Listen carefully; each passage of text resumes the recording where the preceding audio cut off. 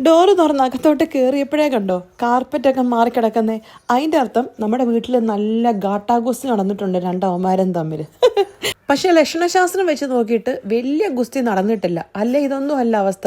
നമ്മുടെ പറക്കുന്തളയ്ക്കകത്ത് ഹരിശ്രീ അശോനും ദിലീപും കൂടെ അടിയുണ്ടാക്കും. കൊച്ചിൻ ഖലീഫയുടെ വീഡിയോ കണ്ടിട്ടില്ലേ? അതുപോലെ കിടക്കും. ഞാൻ ജോലി കഴിഞ്ഞിട്ടുണ്ടല്ലോ, ആ ലെഫ്റ്റ് സൈഡിലോട്ട് തിരിഞ്ഞ് ലിവിംഗ് റൂമിൻ്റെ ആ സൈഡില്ലേ അങ്ങോട്ട് പോവാറേ ഇല്ല. എന്തിന് ഒന്ന് എത്തിപ്പോലും നോക്കാറില്ല. അങ്ങനെ നോക്കിയാൽ ഞാൻ നേരത്തെ പറഞ്ഞ പോലെ വല്ലോ കാർഡിയാക് വെറുതെ എനിക്ക് വന്നെന്നിരിക്കും. കാരണം നമ്മുടെ ഗാട്ടാഗുസ്തി ടീമിന്റെ പ്രൊഫഷണൽ ഗാട്ടാഗുസ്തി അവിടെയാണ് അരങ്ങേറുന്നത്. വെറുതെ എന്തിനാ ഞാൻ നേരത്തെ പറഞ്ഞാലും വല്ല കാർഡിയാക് എനിക്ക് വരുത്തി വെക്കുന്നത്. ഞാൻ നേരെ ഒന്ന് അടുക്കള കയറി എൻ്റെ സാധനങ്ങളൊക്കെ എടുത്ത് മാറ്റി പിന്നെ കുളിക്കാൻ പോവുക ചെയ്യുന്നത് കേട്ടോ. ഞാൻ ചിലപ്പോഴൊക്കെ ഓർക്കുവേ, ഇവന്മാർക്ക് രണ്ടുപേർക്കും കുറച്ചു നേരം അടങ്ങിയിരുന്ന എന്തോന്ന്. ഫുൾ ടൈം അടിയിടിയും വഴക്കും പില്ലോയേറും എൻ്റെ ചെടിയെല്ലാം തല്ലി ഓടിച്ച് നിങ്ങളൊന്ന് കാണണം. ചിലപ്പോൾ ഞാൻ വിചാരിക്കും ഇവന്മാരുടെ ചന്തി ഇനി വല്ല നീറുങ്ങാനും കടിച്ചോന്ന്. അമ്മാതിരി പരക്കം പാച്ചില്ല. സാധാരണ വീട്ടിലൊക്കെ പിള്ളേരും കളിക്കാറുണ്ടല്ലേ.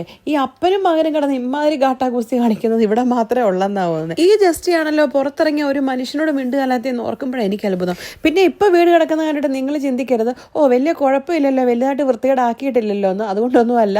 ഞാൻ പറഞ്ഞിട്ടില്ല, എനിക്ക് ജോലിയുള്ളപ്പോൾ എന്നെ സഹായിക്കാൻ ഒരു പുള്ളിക്കാരത്തി വരുന്നുണ്ട്. ആ പുള്ളി വീടൊക്കെ വൃത്തിയാക്കി ഇട്ടേക്കുന്നതുകൊണ്ട് ഇങ്ങനെ കിടക്കുന്ന. അതല്ലേ ഇപ്പം എൻ്റെ കൂടെ നിങ്ങൾക്കും അടിച്ചേനെ കാർഡിയാക് അറസ്റ്റ്. അപ്പം എൻ്റെ കുളിയും തേവാരവും ഒക്കെ കഴിഞ്ഞു. ബാക്കി വിശേഷങ്ങളൊക്കെ പിന്നെ പറയാവേ.